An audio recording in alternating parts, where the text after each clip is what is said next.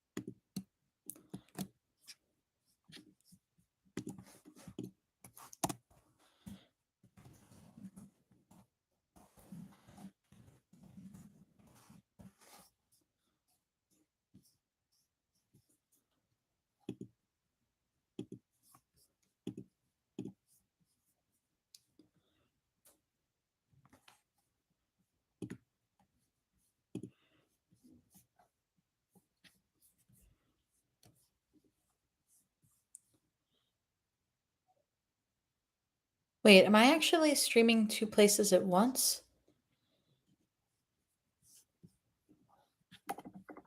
Oh, no, wait, this is old.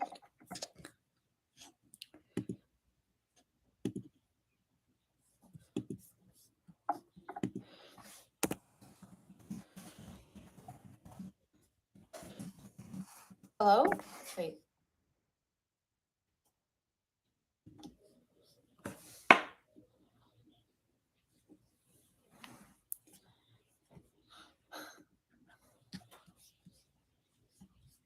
Hi. So, like, I can't actually see myself, and I'm not quite sure what's going on here. Um, I'm gonna try something. Give me one moment. Hi, give me one sec. I'm just going to put a link in the community tab to the stream and then we can actually get started. I'm super sorry about this. I had browser issues. Give me one sec.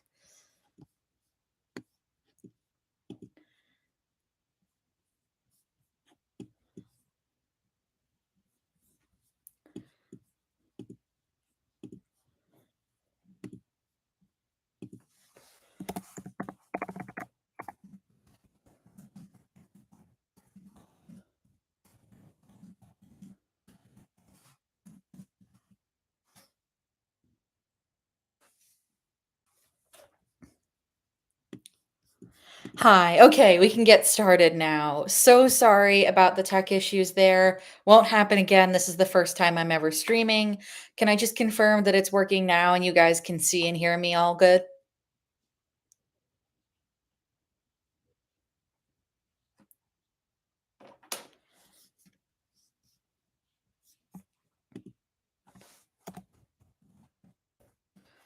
All right, great. Um, so I'm going to do a mix of questions that are already submitted to me for people who wanted to ask their questions early or who can't be here right now, and questions from whoever finds their way to the live stream, which may be reduced because of the tech issues involved. So I am going to pull up that list of questions, but you can also feel free to ask whatever questions you might have in the chat. So, alrighty. So we're going to start with a question from Zoe because Zoe is here. Thank you for coming. So this is going to be probably the longest question of the stream. Zoe asked me via Patreon. Thank you so much for being a patron. Oh, is it Zoe or Zoe? I'm sorry. Anyway, they asked me what misconception on Wikipedia's list of common misconceptions surprised slash surprises you the most, either in terms of being surprised by the fact that it is a misconception or being surprised by that the misconception exists in the first place, or both if you feel like it. So I didn't have time to go through the whole list, but I went through a bunch and I've put them in a little tab in my spreadsheet. So let's go through them. Um, so the first one is about legal tender laws in the United States. Apparently, they don't actually state that a private business or a person has to accept cash for payment. I guess this actually mostly surprised me because I used to live in the UK and people always going on about what was and wasn't legal tender. Because sometimes places in England don't want to take Scottish money, and it's a whole thing. I lived in Scotland, and sometimes when I was in London or something, they'd be like, "No, we don't take euros," because they hear my accent and they're like, "Oh, dumb American tourist." And I'm like, "No, this is Scottish money. I got here on a train. Please take my money. This is currency in your country."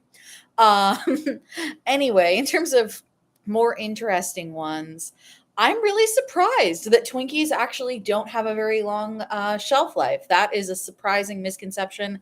I thought they were basically shelf stable forever, but it turns out not. Um, and then, oh yeah, I'm sort of surprised, but also not surprised because I've encountered it a lot before that people think that sign language is the same everywhere. I actually took American Sign Language in high school, and I used to be able to just about communicate, but I've forgotten most of it now. Um, and it's quite funny because I did have a lot of people be like, "Oh, well, you're moving to the UK. You can still practice it. They still speak English." British Sign Language and American Sign Language are like completely different. So that's one of the reasons why I've forgotten everything. Um, and what's really interesting is American Sign Language actually originates primarily from French Sign Language. So, yeah, that is interesting. And why people assume that they are the same. I think it's because people think that it's more of an artificial and less of an organic language than it is. But sign language has existed for a long time, and like deaf culture and deaf communities are a thing. Um, and people, will develop a language if they need to communicate, right? All right. I'm also somewhat surprised to hear, but I'm honestly not surprised because I'm sort of familiar with this misconception that people believe that people don't know that crime in the United States decreased between 1993 and 2017.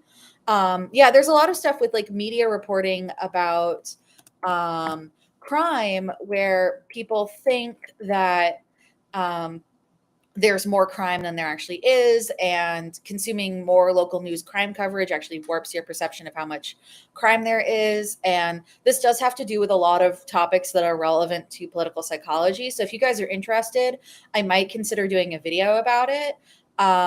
Super relevant actually to like the politics of where I particularly live, because I live in Chicago and people are always talking about like Chicago crime, and like it is an issue obviously, but people talk about it like you take one step outside and you're going to get shot, and that's like not how it is. And especially in the United States, a lot of the time the way people talk about crime in Chicago, they're using it as basically a racist dog whistle, right? Which makes it even more difficult to deal with the actual issues around crime that do exist. Anyway, that's probably too much to get into for a little misconception from Wikipedia there, but maybe I'll do a video about it if you guys are interested. So let me know. Um, all right. Oh, I'm surprised that people still think the Buddha was fat. I thought we know more stuff about like people in general know more stuff about Buddhism now, but I guess not. Um, oh, this one was a misconception that I had. So like I am ancestrally Jewish. I'm not like very religious or anything, but like some of the traditions are important to me and that kind of thing. Um, and so the misconception that I had is I didn't know that while tattoos are forbidden by the Book of Leviticus, Jews with tattoos are not barred from being buried in Jewish cemeteries.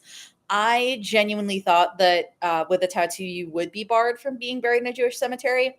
Maybe this is just something our parents tell us to keep us from getting tattoos. I don't know. Um, all right. Um, all right. Oh, well, another one I didn't know, which is honestly more embarrassing, is I didn't know that the Roman salute, which is the one that was used by the Nazis, does not actually originate in ancient Rome. Um, so that is interesting and also makes, I mean, if people needed less of an excuse for doing it, like it's never okay to do it, right? Um, Oh, yeah, no, I know that there were several Buddhas, that were fat, just not the one that people refer to as the Buddha. Um, anyway, um, oh, I am still surprised that people think vaccines cause autism. I sort of get why they would think that, and yeah, I would recommend like the H Bomber guy video on that topic, but it is just insanely bad research that the initial assumptions are based off of. Like literally, I think in first or second year psychology, they have us read the initial article as an example of like really terrible science. Um, all right, just so you know, after this question, I'm going to take like a 2-minute break to check in with some people who said they wanted to um, be here for the stream but haven't found the new link yet. So I'm just going to take care of that in a couple minutes once I'm done answering Zoe's question. All right.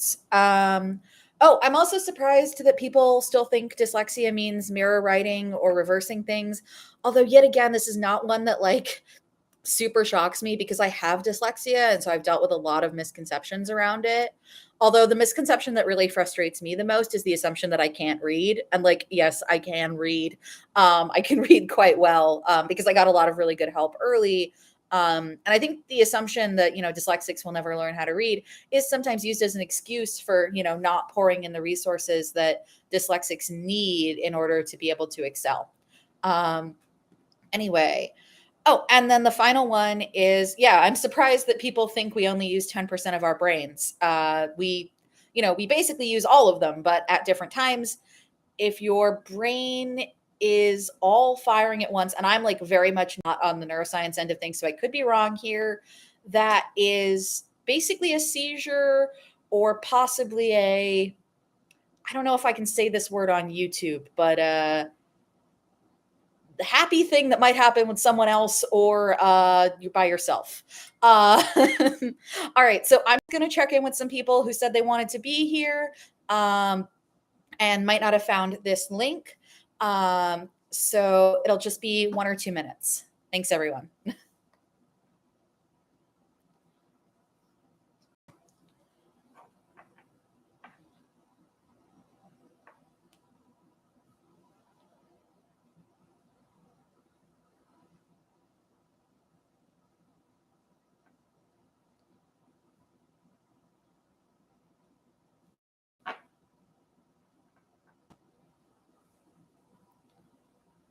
No problem. And so I'm just sending the link to some people who specifically said they wanted to be here. See if we can get them here. It'll just be 1 sec.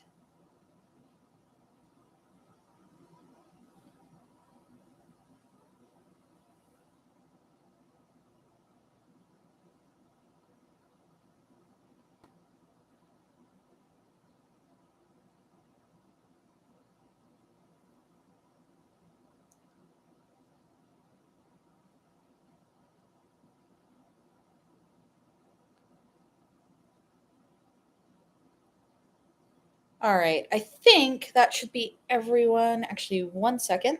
I got to make sure to notify the patrons who are not here. You know, they are extra important to tell about things because they fund important books and things that I need for the channel. Um, so, just going to get to Patreon.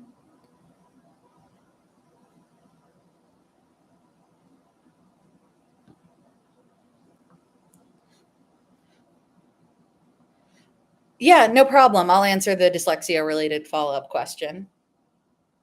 at least to the best of my abilities.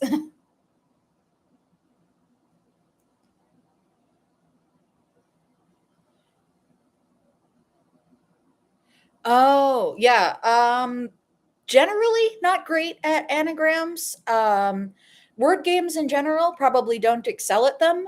I've recently discovered I'm not completely terrible at Scrabble, but I'm not like great at it, at least for someone who has a pretty robust vocabulary, like I do.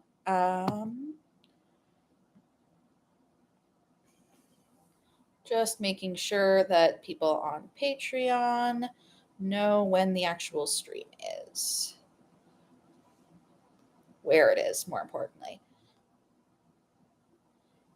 Yeah, so basically, YouTube broke my stream, so, sorry about that, and that's why things are going a bit weird, but I am so happy that all of you managed to make it here. I was worried it was gonna be fewer people than this when I still thought the original link was going to work, so it's great to have you guys here. Thank you. The mask is from Venice a couple years ago.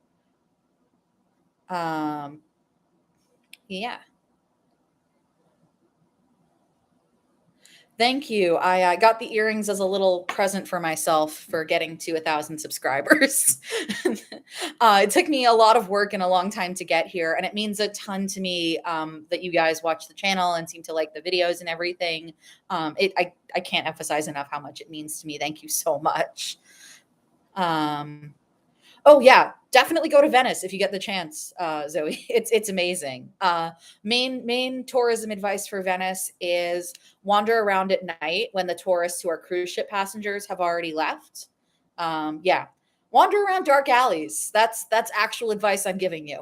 Uh, all right, let's move on to another question that I've been sent beforehand, but feel free to keep asking questions in the chat as well.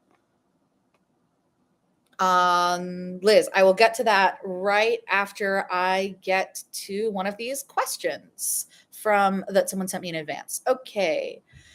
Oh, actually, this will tie in a bit with the next question, which is from Moya. My apologies if I'm mispronouncing that over on Patreon. Thank you again for being a patron.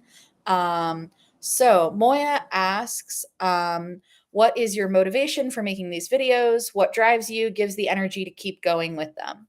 Um, so basically, um, it's important, I think, for people to have access to information, especially information like the understanding of political psychology, because my view is that political psychology is a powerful tool. And as we learn more about psychology and specifically psychology related to politics, will become an increasingly powerful tool.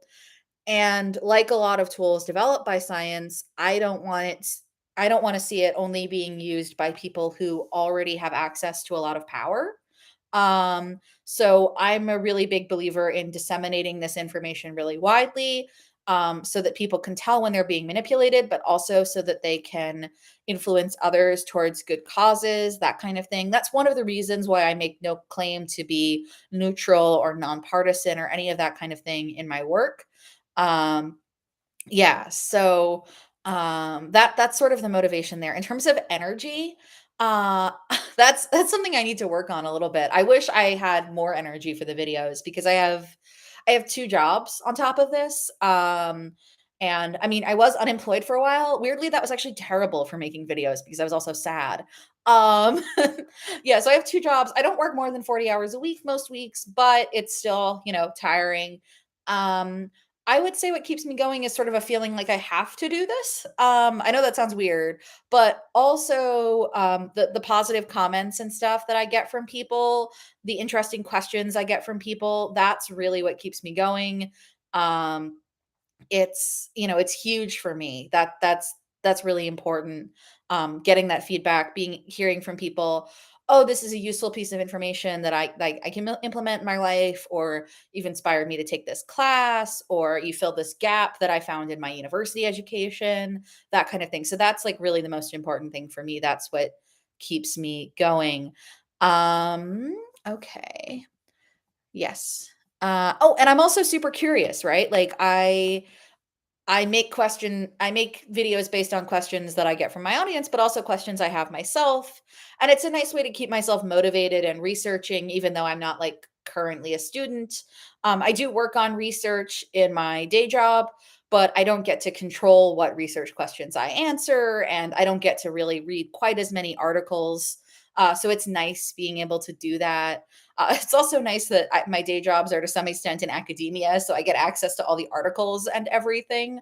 Um, Although, if you want to access articles that are not in academia, I'm definitely not telling you about a website called Sci-Hub. Um, all right. Or you can also access via, I think, your local library for a lot of scientific articles and that kind of thing. All right. Liz from Coffee and Convos with Liz, which is a podcast I would recommend. And I'm actually going on a radio show with her Monday. Um, Wants me to share my story and how I started creating content. So I won't go all the way back to like my very early life. Um, but I started creating content basically um yeah, during the pandemic, but I had already sort of had a plan to start producing content because I was aware that there are a lot of people making really cool educational content, really cool political content on YouTube already. And I'm a huge believer in disseminating information to the public and that kind of thing. And also it's a cool creative outlet, right? Because I like communicating information and I don't mind writing an essay, but I like to be able to put in jokes and visuals and all that sort of fun thing, right? Um, yeah, so I started it, and I think I had planned to start it when I was a little bit further into my master's. I have a master's in political psychology, for those of you who don't already know. But instead, I started it sort of the summer after college before my master's because it's not like I had anything else to do because there was a global pandemic. And oh my God, let me tell you, living as an American in the UK was very stressful and complicated right then. I was actually technically one of the like few people who was legally allowed to travel, but it was still very complicated and difficult. It's also actually when I moved in with my then boyfriend, now husband. And yeah, big thank you to him. He's kept me going through this whole thing. So yeah, that was sort of my inspiration there. And then it sort of took shape during my master's. I found that it was super useful to be able to communicate about what I was learning, especially because I ended up having to do my entire master's remotely, which was like difficult. And so it was a huge source of motivation for me in my education to have the YouTube channel going. Originally, I think I was going to have it almost exclusively based around questions from the audience, but I've started having some more questions that are just my questions or amalgams of audience questions. But I absolutely do still take questions. So please submit questions for future videos. Um, Right. Yeah, so and then I've, like, gone through a lot of stuff with, changing in terms of, like, what technology I use to record my videos, how I make the graphics, all that kind of thing. But, like, that's, I'd say, the main thing that's changed throughout my channel, but also just hopefully, getting better at, writing the stuff, doing the research, all that kind of thing. Um but I think I had a pretty clear vision for it at the beginning, and it's just sort of honed it from there. Although I'll say I think I've become more explicitly political in my content since, but I think that's also because I've become a slightly I was always pretty political, but I think I've become slightly more radical since I started the channel. Not because of the channel, just because of like other things in the world. Okay. So, oh, yeah, I want to highlight Zoe's comment that you can email authors of like scientific and academic papers and they'll send it to you. That is quite frequently true and is something I would advise. Also, definitely, if you are interested in the field, like reach out to academics. They might not get back to you, but you have nothing to lose. And sometimes they're really happy that you reached out. Um, Yes. Okay. So I think we're then going to move on to another question that I got before the stream. So this one is from Phantom Strike 6 via Reddit, who wants to know my favorite artist slash band, song, and genre. So I am a terrible person to take music advice from because I'm probably tone deaf. And I say probably because I I was at a party with someone who happens to be an expert on tone deafness, and I was like, "Oh, I think I might be tone deaf. I'm absolutely terrible at singing." And he was also talking about how it correlates with dyslexia, and I have dyslexia, and he was like, "Sing happy birthday for me." I sang happy birthday, and he's like, "Oh, you are totally tone deaf. Do you wanna be participate in some experiments?" I have not participated in any experiments yet, but I think this is an indication that I'm probably tone deaf. Um, that being said, yeah, so I don't have, like, very nuanced musical taste, so I tend to gravitate towards, like, cheesy '70s stuff like ABBA and, like, country music, but not bro country, more like Casey Musgraves, Dolly Parton, that kind of thing. Yeah, the sort where the sort of guy who sings the bro country song probably has something terrible happen to him in the song. Um, anyway, um right. Um, Currently the song that I keep going back to is "You're So Vain" by Carly Simon, just because I think it has really great lyrics, and lyrics are something that I super duper gravitate towards because I can't like the nuances of the music is not something that I can super understand. So I like good lyrics and lyrics with little jokes in them and that kind of thing, which is I think why I gravitate towards country music so much. Um which is, of course, hilarious for, like, a girl from Boston who now lives in Chicago. Like, I've never lived anywhere that counts as country, but I like country music. Um, alright. Uh, so let's go on to a question from Carmen Zarias via Instagram, who wants to know if I have any tips for people who are just starting in political psychology.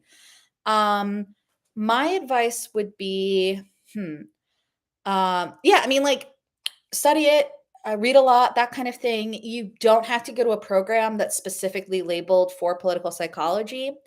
That is something I did, but you can get a really good education in political psychology in a social science program, in a social psychology program, or decision psychology program, or a political science program. The main thing is to find academics who do stuff about political psychology or places where they offer classes in political psychology. Classes in political psychology at the undergrad level are pretty rare. What you'd want a grounding in is like basic psychology, most of it. But I think it also helps to have some grounding in political science, or honestly, a politically oriented history class will probably do you quite well. And social psychology. Social psychology is a huge one. That's like very important. Um, and I would say that that's like the main field that I found political psychology to be an offshoot of. Um, Yeah. Oh, yeah. And the other thing is so political psychology is a fairly new and fairly niche field. So it's not something that has like a super set career path in front of you, like being a doctor or an engineer does. So that's like something you have to be ready for. But I think that the advice I give, I think, is relevant to basically any field, which is there are like three things you've got to get in your career, in your education, all those sorts of things. And those are um, knowledge, skills, and connections, basically. Um, so do whatever you can um, to gather those things. And in terms of connections, like don't be a brown noser. It doesn't mean just like your professors and everything, but like make friends. You never know who's going to have a piece of information you need. Also, it's just good to have friends. In my view, like human connection is what makes life worth living. Um, that's not specifically advice for getting started in political psychology. Oh, and also get involved in local politics, and to some extent national politics. But in my view, at the like starting off level, personally, people can have a much greater impact in local politics than they can in national politics. And sometimes you'll get treated better on local campaigns. I've had mixed experiences with various campaigns I volunteered with. Prim Zoller, I'm hoping I'm pronouncing that right. That's a really sweet comment. You're welcome. I'm thank you. I'm so glad you like my videos. All right. And feel free, anyone in the chat, you can keep asking questions. All right. So I have some more questions from Phantom Strike 6 over Reddit. So Phantom Strike 6 wants to know, how does one get good at professional speaking for a long time, periods of time, that sort of thing. So I will say, my videos are all edited and scripted. So I'm reading off of a script. I'm editing out all my ums and also my breaths. I've had a lot of people complain about my breaths. I'm doing my best. I'm not a professional video editor and I have asthma. Um, uh, I will say, I think practice helps with public speaking and that kind of thing. Also, I think with general like confidence in public settings, um, people notice you less than you think. Like there's this known psychological phenomena where people think that other people are paying more attention to them than they actually are. So maybe that'll help. Although I feel weird giving advice on this because I've never really had a fear of public speaking really at all. Um, I think part of that stems back to my dyslexia because I grew up in a family that emphasized intelligence very, very highly, perhaps even too highly. Um, and because I couldn't read until I was like 10, and I'm okay at math, but like not some savant at it. I really felt like talking well was sort of the only way I could demonstrate my intelligence and also my worth. Although obviously there are a lot of sources of worth for a person other than intelligence. Um, and so I was a talker, and I was a talker in long sentences and big words from a very young age. And I also have a lot of experience with it because I've given a lot of speeches in various contexts. And I was also the student representative to the school committee when I was in high school. So I was on local TV every 2 weeks. Um, so yeah, I have a lot of experience with sort of off the cuff public speaking. Um, yeah. Alrighty. Oh, and unless anyone in the chat has a question for right now, I am going to take another question from Phantom Strike 6 via Reddit, who sent me a bunch of questions. So they ask me, what are some small underrated YouTubers that you want more people to know of? Um, yeah, so I will say, and if someone's watching this and I've seen your videos and I don't shout you out, don't take it personally. I'm just going off the top of my head here. Um, so I've done some voices and stuff, and she's done some voices for me for Sky Mocha. It'd be great to give her some more viewers. She does a lot of stuff on like politics, but from like a more sociology end than I do, and also some really interesting stuff about the intersection between politics and like computing and computer science, and also some interesting stuff about like trans rights. So if that's like a topic that grabbed you from my video on benevolent sexism, go check out some of her stuff. I'm going to just decide to expand this question to podcast as well. I'm going to shout out Liz again, and also the Fantasy Writers Toolshed, which is a cool podcast about writing and fantasy writing, but also some stuff about using psychology and other things to inform that, which I think is really cool. And I've really enjoyed going on that. Yeah, and I'm sure there's like more that I'm not thinking of right now. But yeah, those are some ones that I would suggest. Oh, the Fantasy Writers Toolshed. The Fantasy Writers Toolshed. Oh, I see you're just correcting a spelling error there. You see, I didn't even notice that. All right. Yeah, that's interesting. Oh yeah, with Zoe with the 4-H thing that made you do public speaking. Is that the thing where you like do stuff with animals? I feel like I've seen like chickens as part of a 4-H thing. I did not know it involved public speaking, but that's cool. Um, but yeah, I think most people are more shy about it than I am. I'm like very shy and anxious about some things. Public speaking is just not one of them. Ah, got it. It's a animal related projects are apparently not required as part of 4-H. Um, got it. Yeah. Um, I did Girl Scouts, not 4-H. Yeah. Although I was in a Girl Scout troop where like we didn't actually get to do a lot of outside stuff. It was a lot of like I'm pretty sure we had a lecture about our changing bodies that didn't mention periods. It was very weird. Um, yeah. Oh, cake decorating sounds like fun and photography as well. Love baking. Cake decorating is so fun. Although I'm not great at the decorating bit, I'm mostly good at making the stuff taste good. Um, yeah, like if you follow me on Instagram, a lot of it will just end up being baking projects and pictures of the Chicago skyline. But still a good place to follow to find out about upcoming videos and that kind of thing. Alrighty. Oh, I had a question for all of you, which is I realize that sometimes YouTube does not do a great job notifying people about my videos.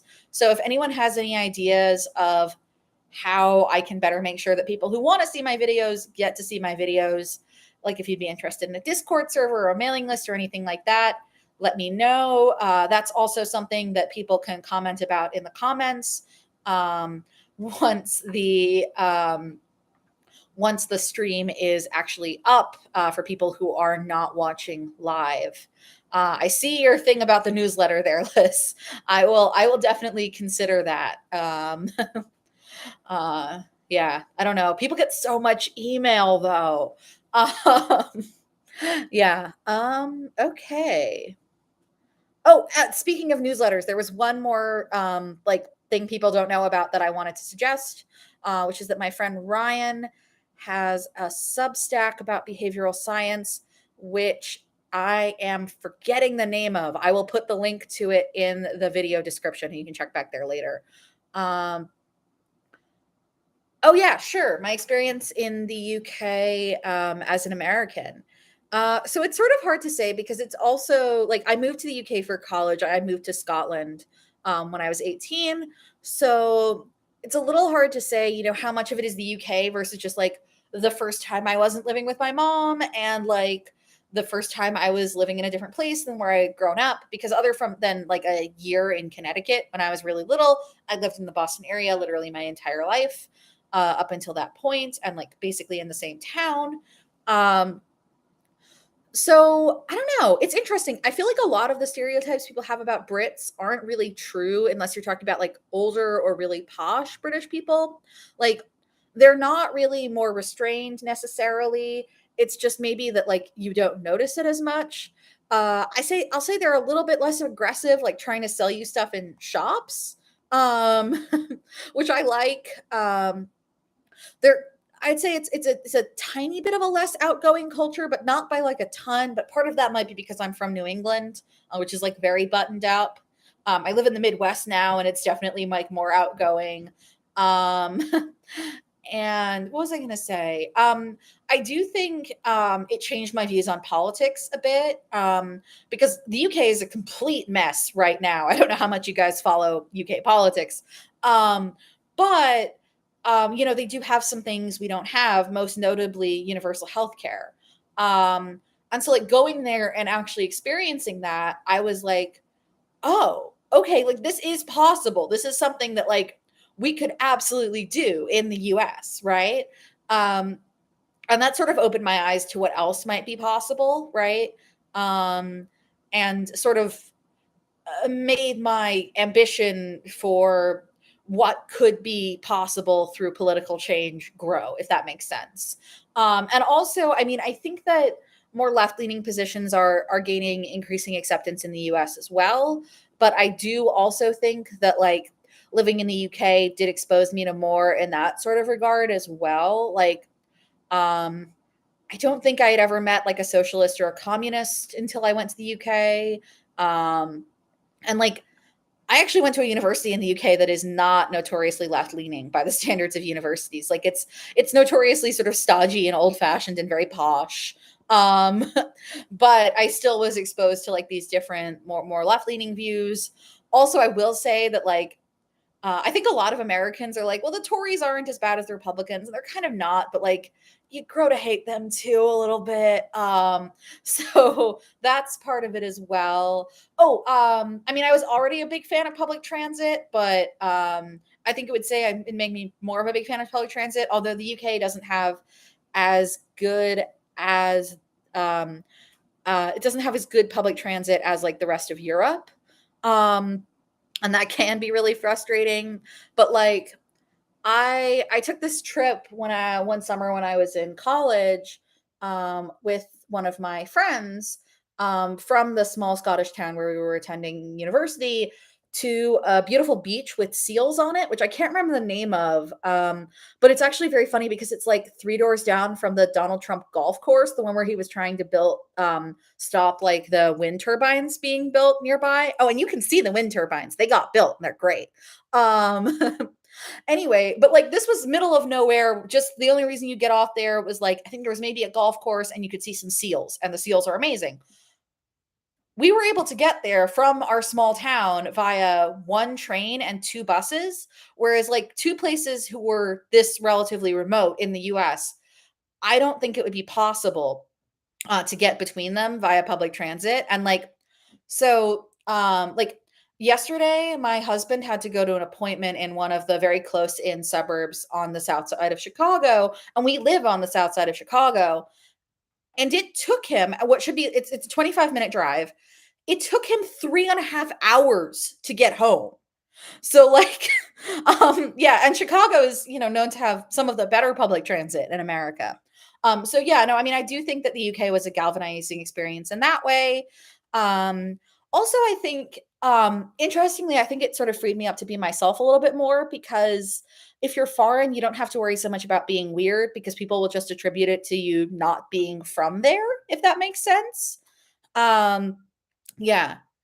Um, Oh, yeah. So, the reason I'm talking mostly about Brits instead of Scots specifically, well, is first of all, I did my master's in England, so like I've lived both places, and also, I went to university that was like 40% international and then 60% from the UK. But even though the university was in Scotland, the majority of the British students were actually English and some were Irish. So like I was living in Scotland, but the environment that I was surrounded with was not entirely like specifically culturally Scottish. It was more British, if that makes sense. Um, Oh, yeah. Yeah, Scotland is to some extent, I think, more left-leaning than England, and, like, yeah, the fact that, like, prescriptions are free, like, they go farther with, the NHS and with free education and that kind of thing. I would totally live in Scotland again, I'm gonna be completely honest. Um, oh, yeah, I did hear about Brexit and Corbyn and all that stuff while I was living in the UK, absolutely. Um, yeah, I was interesting because I spent most of the time I was living in the UK being asked about Brexit every time I would come home and visit family in the US and being asked about Trump all the time while I was in the UK. So that was an interesting experience. Um, oh, yeah, yeah, you'd have to try really hard not to hear about it. And I mean, I was studying history and I was surrounded by a lot of other people who were very interested in politics and that kind of thing. Yeah, like, I mean, I think I mentioned before, I met my husband in university and he's very political. And he comes from a family of like labor supporters. So I was definitely exposed to a lot of that stuff through them too. Uh, national team compete with another. Oh yeah, no, I think yeah, there is some more room to explore yourself when you like leave your country and that sort of thing. It's also nice, like seeing your own country through the eyes of someone who's not from there can be really interesting and cool too. Like, um, my husband, right? He's English. He hadn't spent a lot of time in America before we moved here in 2021. Um, And it's been really interesting to see like the way that this guy from London experiences Chicago and the Midwest and that kind of thing. He really likes wings. I think is the main thing about America that he ends up liking. But there are some other elements too, right? Yeah, yeah. Alrighty. Let me see. I don't have any more pre-submitted questions, so if this is yeah, if you have any more questions, now is the time to ask them.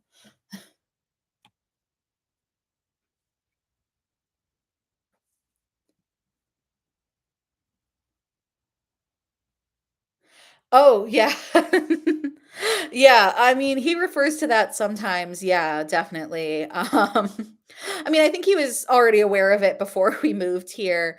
Um, yeah, no, I get what you mean. Yeah, and it's really uneven between neighborhoods too. Yeah, like, from where I live on one of the nicer neighborhoods on the south side of Chicago, so, like, for me, it's very easy to get to it's mostly easy to get to, like, downtown and stuff, and, like, my specific neighborhood is nice, but, there's a lot of stuff that's crumbling, a bit outside of it, and, getting between places on the south side is a nightmare, yes, so, yeah, he has referred to crumbling American infrastructure a couple times. It's actually very interesting, what was I gonna say? So my grandfather was a transportation engineer, and now my cousin is a transportation engineer. So I grew up really thinking about infrastructure and that kind of thing. Um, and so I was sort of hyper aware of that from a young age. And it's actually really interesting because caring a lot about infrastructure and especially like trains has actually moved my cousin like farther to the left politically. So I think that's like an interesting thing to think about, right? Right. Yeah. Um, what was I gonna say? Oh, books or authors you would recommend. So yes, leftists love trains. I love trains. Trains are great. I took Amtrak all the way from here to Salt Lake City last summer. And stopped several places along the way. It was amazing and so beautiful, but the trains kept getting delayed like 6 hours because the freight companies keep taking priority and they're not legally supposed to. Anyway, right. Books or authors. Wow. Okay. So I have a list somewhere of like political psychology books and authors I recommend. So I'm not going to go a ton into that. You can find that like under the videos and all that kind of thing. Um, I'm a big Terry Pratchett fan. That's a pretty obvious suggestion. Um, and then also Ian M. Banks, the culture novels I really like. It's funny they're a favorite of some tech billionaires who are massively misinterpreting them. Um, so they're good. Um, Others that I would recommend. Oh, Patricia Lockwood. I've gotten into her books recently. I can't remember her most recent book. I ended up crying in the bathtub when I was finishing it, but it was so beautiful. Um, Oh, yeah. Actually, I'm not sure I've cited that one specifically, but I've definitely talked about some of his work on authoritarianism. Zoe's bringing up Bob Altermeider's The Authoritarians. Yeah, I don't think I've read that one specifically, but like stuff about authoritarianism is definitely worth reading if you're interested in political psychology. Um, oh yeah, the train from San Francisco to Olympia. Zoe's taking that sounds like fun. Yeah, I hope you enjoy that. Um I will have to read that, Zoe. Um, right. What was I gonna say? Yeah, and I'm sure I have, more books to recommend. They're just oh, yeah, yeah, bit of an odd one here, but a very interesting one. So, I love autobiographies of people who, like, went everywhere and met everyone. Um, so my 2 suggestions in that are the autobiography of Isabella Stewart Gardner, which I'm not remembering the name of right now. It's, like, this thick, and she lived a fascinating life. I mean, she was kind of an obnoxious rich person, but she was really good at it, and she clearly had a lot of fun, so, like, that's a fun read. Um, and then Pablo Neruda's autobiography is super fascinating too. Um, yes, there is that bit in it where he does a horrible thing. If you know what I'm talking about, you know what I'm talking about. I am absolutely not making any excuses for that, but it is a very interesting book. Um, yeah. Um, what was I gonna say? Oh yeah, and another piece of media to recommend because currently have a video in the works about it is 1776, the musical. It is, I think, currently touring, but tickets can be very expensive. I highly recommend the movie production of it that's available on YouTube that's like was made in like the 70s. You do have to pay for it. I'm mentioning the YouTube version specifically because there's a lot of different versions of the musical, and I'm not sure which ones you get from other platforms. There were bits that like literally Nixon wanted cut, so that's why there are so many different versions, and I wouldn't recommend all of the versions equally. Um, all right, now does anyone have any more questions?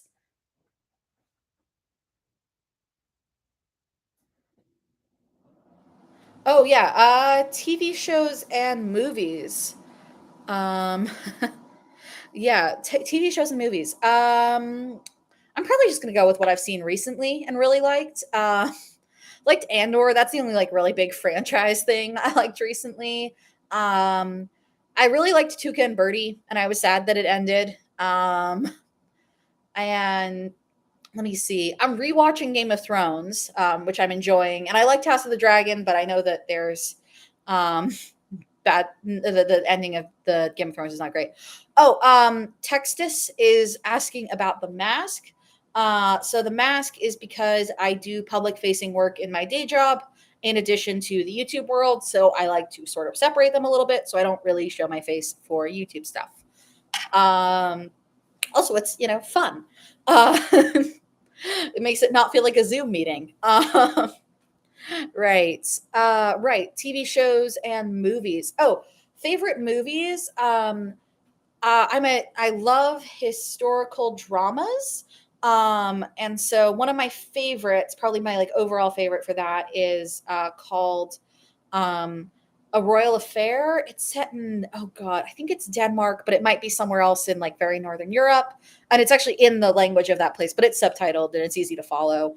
And it's about this love triangle between this mad king and his wife and the doctor who's hired to sort of try and keep this king who's suffering with some brain stuff from ruining his kingdom. And in the midst of this, the doctor and the queen fall in love and implement all these really interesting enlightenment reforms, and it's just beautifully filmed and wonderfully acted. It's got, I want to say, Alicia Vikander and Mads Mikkelsen in it. It's great. um yeah, all right. Oh yeah, I haven't seen Leverage, but maybe I will now that I know it's filmed in Chicago. I love Chicago as a city. It's so beautiful, and I'm really happy to be able to live here. um yeah. Oh, other movies, obviously 1776, I just mentioned. I'm trying to think. Yeah, I mean, one sees a lot of movies in a lifetime. So I don't know. Passover just happened. Prince of Egypt's great if you haven't seen it. But I think that's probably it for movies for now. Does anyone have any more questions before I head out?